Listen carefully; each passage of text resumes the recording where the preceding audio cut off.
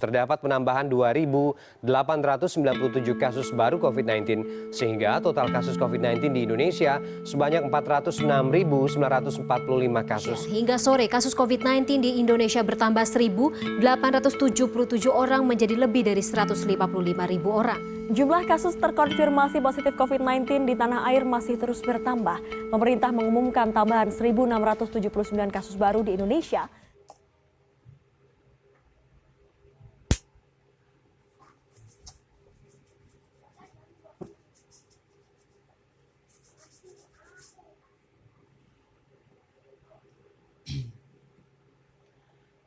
Assalamualaikum warahmatullahi wabarakatuh.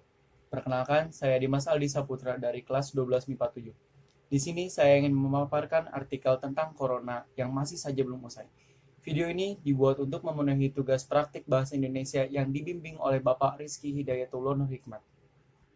Virus corona adalah virus yang menyerang sistem pernapasan. Penyakit karena infeksi virus ini disebut COVID-19. Virus corona bisa menyebabkan gangguan ringan pada sistem pernapasan, infeksi paru-paru yang berat, hingga kematian. Indonesia masih terpantau berada di posisi teratas terkait penambahan kasus COVID-19. Pada Jumat 15 Januari 2021, ada rekor baru tambahan kasus positif mencapai 12.818 kasus. Berdasarkan data Johns Hopkins University, kasus di Indonesia telah mencapai 882.418. Posisi Indonesia satu peringkat setelah Belanda dengan 908.306 kasus.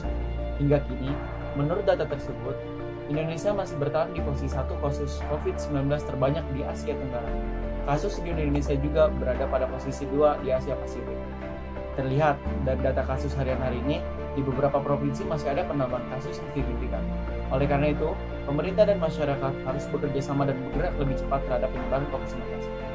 Beberapa upaya yang bisa dilakukan antara lain, tidak melupakan 3M, yaitu mencuci tangan, memakai masker, dan menjaga jarak.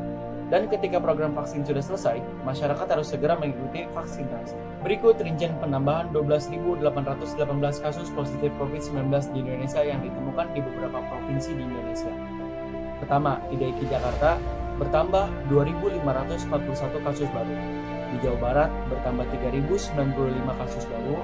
Di Banten bertambah 281 kasus baru. Di Kalimantan Timur bertambah 598. Dan Sulawesi Tengah bertambah 248 kasus baru COVID-19. Seharusnya Indonesia sudah mulai lebih serius lagi terhadap masalah yang satu ini. Bisa dilihat dari kenyataan, Indonesia masih saja belum bisa menanggulanginya sebaik negara lain.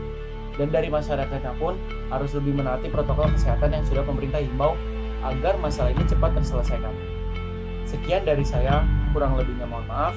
Wassalamualaikum warahmatullahi wabarakatuh.